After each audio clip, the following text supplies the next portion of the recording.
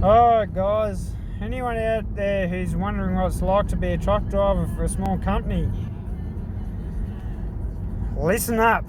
I'm the only truck driver in the company that I've got, that I'm working for. I drive a small 10-ton truck, usually. Anyway, this afternoon I pulled up at a job and the truck started to fuck up a little bit. It was not happy about life. It was blowing some bubbles out of the coolant tank, and the coolant tank was over full and was overflowing, and I'm almost home. Almost. Nearly there. Let you know when I get there. Left work probably half an hour ago. Almost home.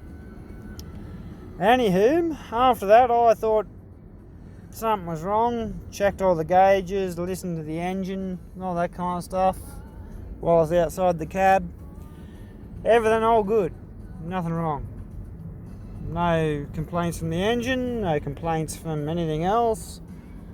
So I kept doing what I needed to do. So I tipped off the load I needed to tip off and got that off the truck. And this is at 3 p.m. the Savo, thereabouts. 3 p.m. the Savo, somewhere around there. Anywho, just made it home, about to crack open a beer. I shouldn't, because one, I decided I wouldn't drink anymore, and two, I'm actually quite ill. Anywho, that's the life of a truck driver and operator.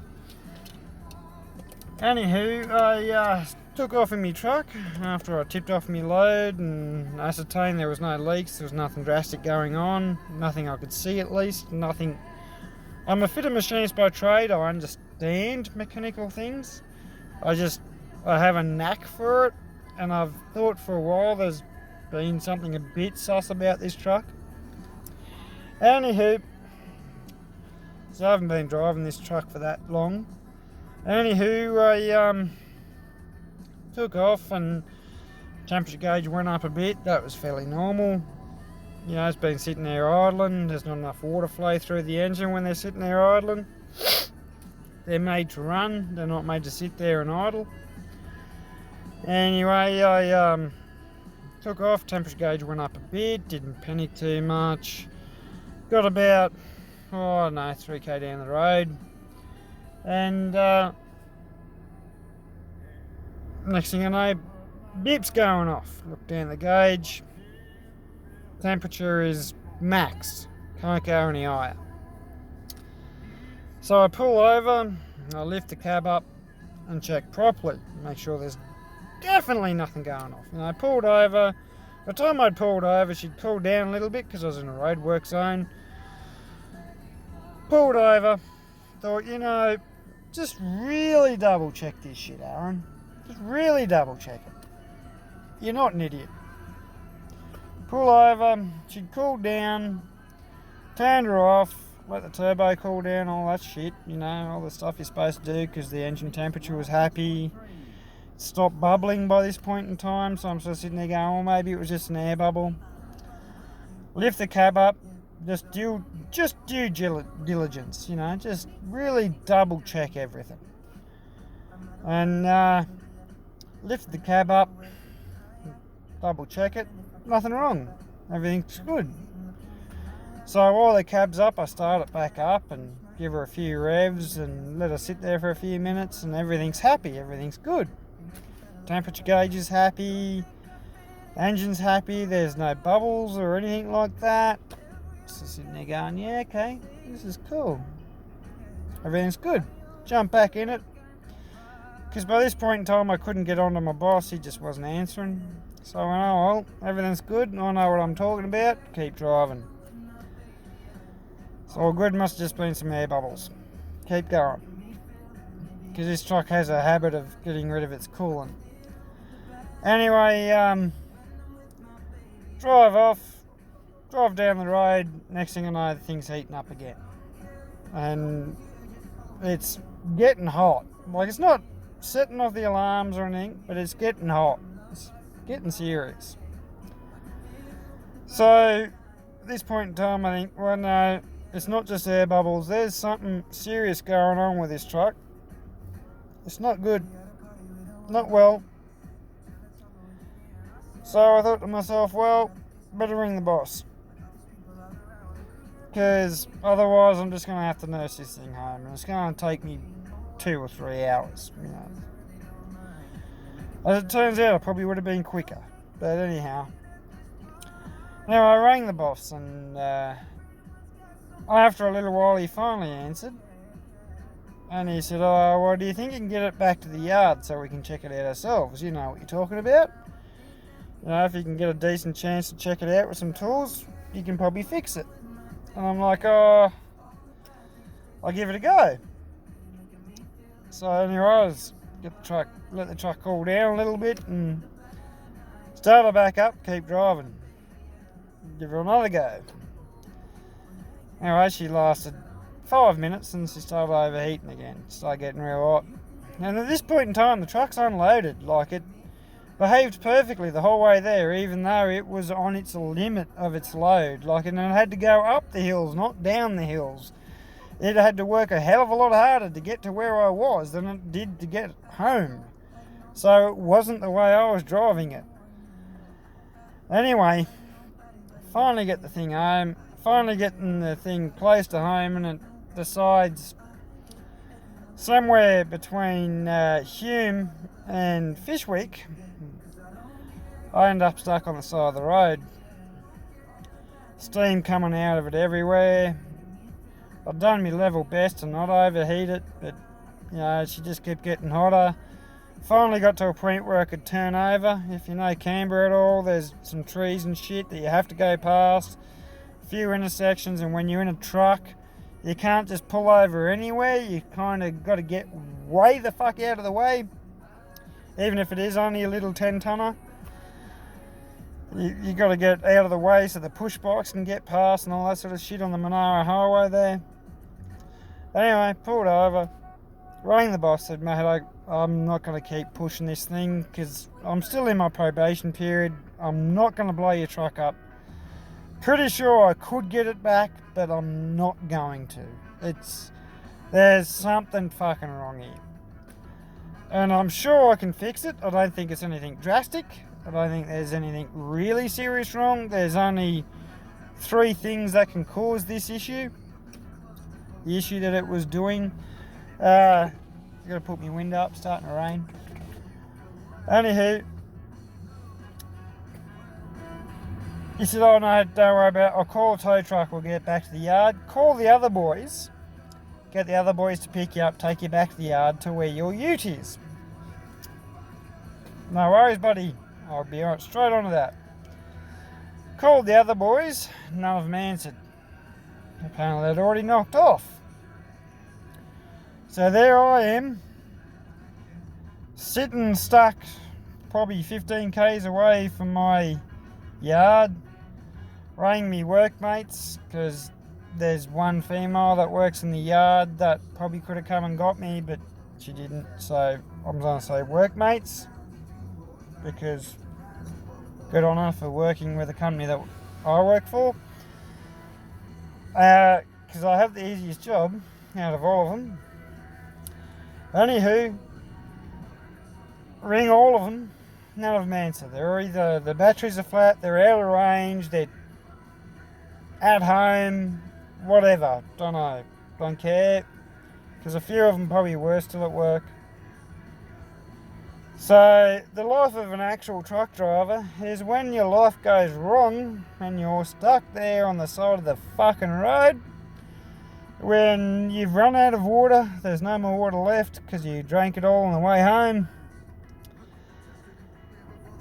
The only thing you got to keep you halfway calm is your cigarettes. And you really want to go home and have a beer, but you can't because you're really ill. I'm going to have one anyway. I mean, like, fuck it. It can't be anything too serious. I'm only 32. So, the life of a truck driver is actually more like this. I should have been knocked off at 3 p.m. in the afternoon. I should have been back at the yard, knocked off. Your day's done, buddy. Forget it. She's all over. But no, at 3 p.m. I was tipping a load of hay off to a site that we needed at in the next few days. And getting stuck on the side of the road on the way home, waiting for a tow truck because all my other workmates had knocked off. So that's the actual life of a truck driver. When things go wrong, you either have to fix it yourself or you sit there and wait until someone can come and get you and or fix the truck. That is an actual truck driver's life. When it's all good and well, when things are going well, you just cruise on down the road, you're shifting gears, you're getting in the top box, you're doing all that bullshit. I know, I've got a HC license, I've got the non-synchro license, I can do that shit. I don't drive one of those anymore, but I've got that license. But an actual truck driver's life is when shit goes wrong, you either fix it your fucking self on the side of the road with whatever you can find, or you go without water for, what time is it now, 8:45, until you get home because the tow truck driver feels sorry for you and takes you home before taking you to the yard where you could have got water. So there you go. That's the actual life of a truck driver. When things are going well, yeah, you sit on your ass, you listen to the radio, which you can probably hear in the background, you chill the fuck out, you just drive along, you have a good time. You might be talking to your girlfriend or whatever, if you happen to be lucky enough to have a girlfriend who likes long distance relationships. But when shit goes wrong, there is no one to help you and no one is coming to help you. And you have to sit there and either fix it yourself or wait for someone to pick up the truck and you. That is the actual life of a truck driver, and the worst part of that is chances are I'm not going to get paid for all the hours I had to sit there and wait and sit in someone else's truck because I wasn't working, because their truck, not my truck, their truck broke down. And they're probably not going to pay me because I had to fucking sit there and wait for someone else. That is the life of a truck driver. If you're a private truck driver, it's even worse because that breakdown's going to cost you money as well as the fact that you've had to lose your load. So you're not getting paid for that anymore, even though you dragged it 90% of the way. That is the life of a truck driver. It's all good and well as long as those wheels are turning. As soon as something goes wrong, your life turns to shit. You've just got to sit there on the side of the, in my case, Monaro Highway, and watch all those people go home. I didn't see that person today, but probably that person went home while I was still stuck on the side of the road. There's someone I know who goes home down that road. And where I was, they would have potentially seen me. I doubt it. But that is the actual life of a truck driver. You've got to sit there and wait, and you've got no amenities.